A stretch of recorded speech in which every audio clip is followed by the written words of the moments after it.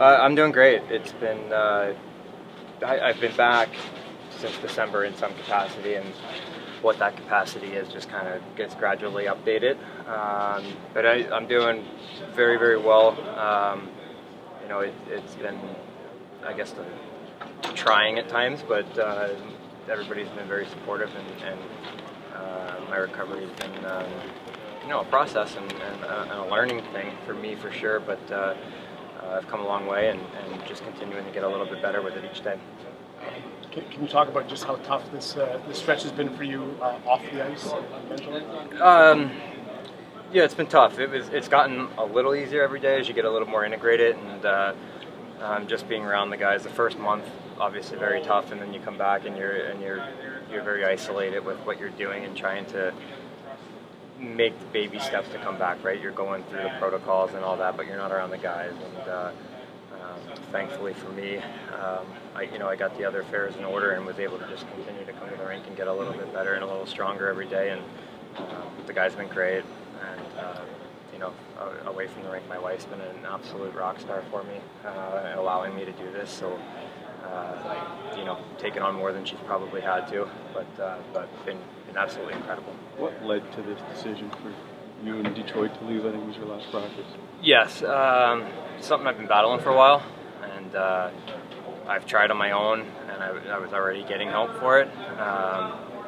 What I was doing wasn't enough. I was trying to white knuckle things and trying to do things the wrong way, and I'd have 20 days of nothing and one real bad one. And you just can't get better without it. And there's such a stigma around not asking for help, just trying to do it. And done that for a long time, and I finally, for me, I just had, I guess you could call it a panic attack, but it was more of a realization that the route that I was going had no good end in sight.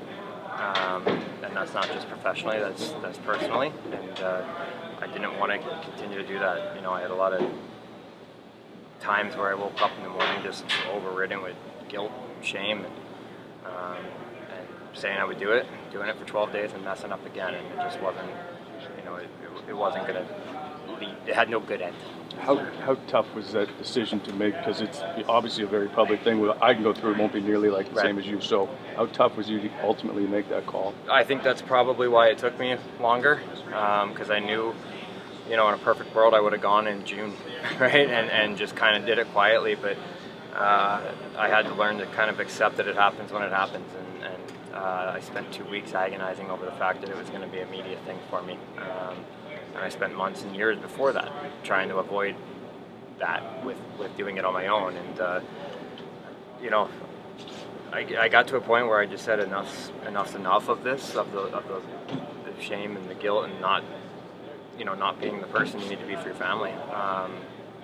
And it happens when it happens. I've learned that, and I'm starting to learn how to accept it a little bit. And, I've dreaded this day for the better part of 3 months, but if you're going to stand here and take time to heal yourself, you're going to have to face the music, right? Forgive me, and I know this is a personal question, but can you tell us what you got help for? Yeah, alcohol. Yeah, nothing more than that, thankfully. What's the plan going forward? Are you going to play again this year? That is the plan. I haven't been given a specific date. We've had discussions about it. And mostly the discussions have been through the other side, where I'm left out, right? I'm kind of the last to know in that, and I have to accept that. But I know that I'm getting closer, and I know that I will definitely, yes, I will be playing, and I hope within the next 2 weeks. Why? I am, yes, yeah. I think, for me, I think I just needed to learn how to start, right? I don't have any of the fear of missing out. I don't have any of the issues with not drinking. The issue for me was stopping, right? Unfortunately, and I just had never had a period in my life where people were around me to kind of help me really stop. And it took going somewhere to figure that out, and getting myself, I guess, a dry period to start. That was very, very beneficial for me. So it helped immensely. Yes, as tough as it is personally to deal with, I'm immensely happy that I did it. Yes.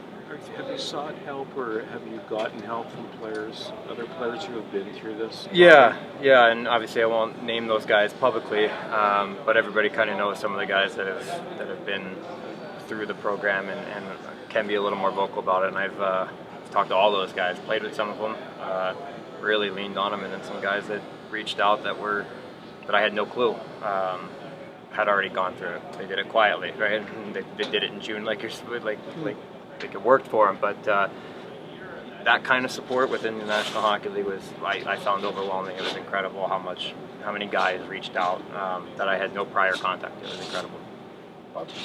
Talk about you dreaded this day, and there's an element of shame to it, but do you understand that you sharing this can be inspirational and in a way that you can end up being a role model for people? Yeah, I guess in that sense there's a silver lining.